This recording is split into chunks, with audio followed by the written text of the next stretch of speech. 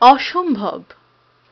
প্রেমকে যেমন গণ্ডি কেটে আটকানো যায়নি, ঠিক তেমনি প্রেম যখন গণ্ডি ভেঙে বেরিয়ে মনের দরজায় কড়া নাড়ে, তখন প্রেম পরিণতির কথা বলে না। প্রেমের মৃত্যু নেই, তাই তো প্রেম দুঃসাহসিক, স্পর্ধাহীন। এমন প্রেমের কাহিনী ইতিহাস বারবার শুনিয়েছে। অনেক লেখক অনেক রূপে লিখে গেছেন, তবু অতীত শেখাতে পারেনি কিছুই। প্রেম প্রতিবারই সৃষ্টিতে প্রলয় এনেছে। সময়ের সাথে সেই প্রলয়ের রূপ বদলেছে কেবলমাত্র। এমনই এক কাহিনী প্রেম তখন লিখছিল স্বর্ণাক্ষরে। কিশোরী আগুন তখন যৌবনকে বরণ করে নিচ্ছে, আর জল তখন সদ্য যুবক, যেন নদী পার্বত্য প্রবাহ থেকে সমভূমির দিকে এগোচ্ছে। এমনই এক শীতের রাতে আগুন যখন সবাইকে তাপ প্রদান করছিল, তখনই হঠাৎ করে আকাশ থেকে বৃষ্টি নেমে এলো।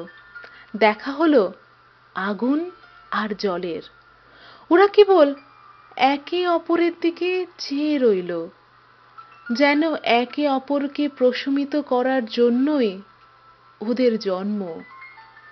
সেই মিলনের দৃষ্টিকে সাক্ষী রেখে প্রেম বলেছিল, লেখা হোক এক অসম্ভব প্রেম কাহিনী।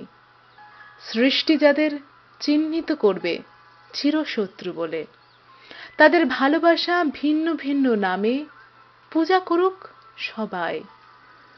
আগুনের নিবেদিত প্রেমের অর্ঘ্য গ্রহণ করেনি জল, বলেছিল যে অসম্ভবকে বরণ করলে প্রলয় অবধারিত।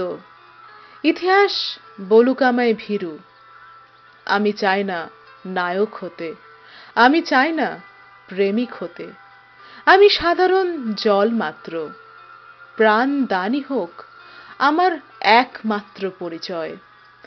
আগুন সর্বনেশে অট্টহাসিতে জানিয়েছিল, যদি কলঙ্কিনী হতেই হয়, তবে ইতিহাস তোমার নাম জুড়ে দেবে আমার সাথে চিরকালের মতন।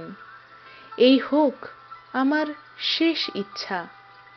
সেই অট্টহাসিতে আগুন গ্রাস করল একটা গোলার্ধ। দাবানল যেন আহুতি চায়, সে ক্রোধার্ত। কেমনে মিলবে শান্তি সেই ক্ষুধার? ভারী বর্ষণে দাবানল তো নিয়ন্ত্রিত হলো, কিন্তু প্রবল স্রোতে ভাসল অন্য গোলার্ধ। আকাশপথে যাত্রা করতে থাকা বাষ্প বয়ে নিয়ে গেল ওদের কাহিনী।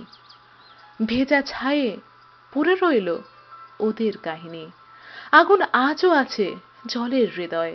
বিশ্বাস না হলে আকাশের দিকে চেয়ে দেখো, বৃষ্টির সাথে বজ্র আসে। বজ্র তো আগুনেরই অন্য রূপ, যেন জলকে পাবার জন্য আবার ফিরে আসা। এমনই